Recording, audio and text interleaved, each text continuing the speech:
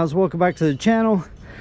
Today I got the cover ordered and it came in. So it came in Saturday, and yeah, it's doing good.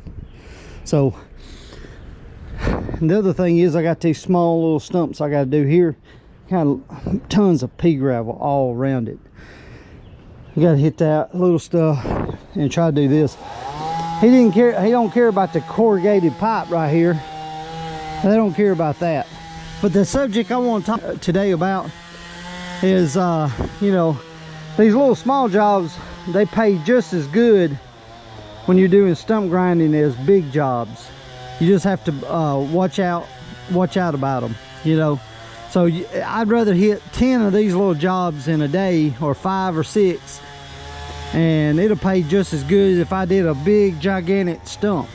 So this is the smallest job I got today, and I've got several other ones I've got to knock out.